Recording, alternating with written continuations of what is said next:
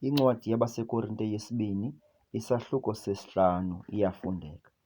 Kuba siyazi ukuba xa ithe yachithwa indlu yethu esemhlabeni engulomnxuba, sinesakhiwo esiphuma kuThixo, indlu yona emazulwini, engenakwenziwa ngazandla, engunaphakade, kuba kulo siyancwina. Silangazelela ukwambathiswa saleke indlu yethu esemazulwini, ukuba siyafunyanwa sambethe okunene, sangeze. Kuba kwathina aba bakulo mnxuba siyancwina sisindwa, kungengokuba sithanda ukuhlutywa, kungokuba sithanda ukwambathiswa saleke, ukuze okunokufa kufincwe bubomi. Ke kaloku lo usisebenzele kwaloo nto nguThixo, osinike nokusinika isinyanziso sakhe esingumoya.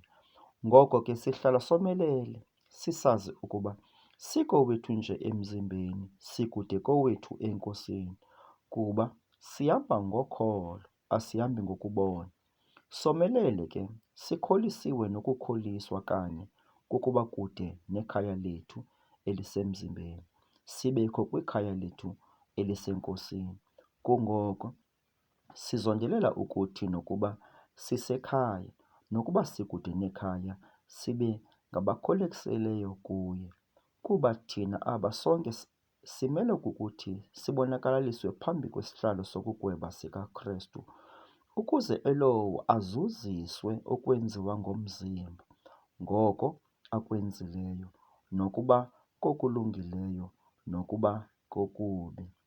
Sikwazi njalo ke ukoyikeka kweNkosi, sizamela ukuba beyiseke abantu, sibonakalisiwe ke kuThixo. Ndiyathemba ke ukuba nakuzo zonke izazela zenu sibonakalisiwe, kuba asibuyisi ziyaleze kuni, sininika ithuba lokuzingca ngathi, ukuze nibe nalo ilizwi ngakwabo bazingcayo ngobuso, bengazingci ngantliziyo.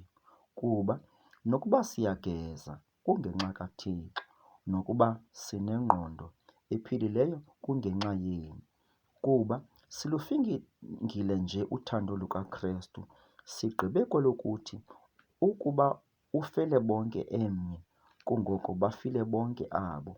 Wabafela ke bonke, ukuze abo badla ubomi bangabi sazidlela ubomi, babudlele owafayo wavuka ngenxa yabo.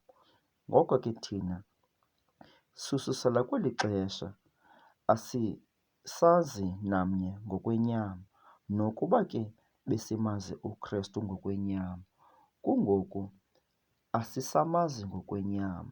Ngoko ke ukuba ubani ukuKrestu, usisidalwa esitsha, izinto ezindala zidlule, bonani ke zisuke zabantsha izinto zonke zakhe.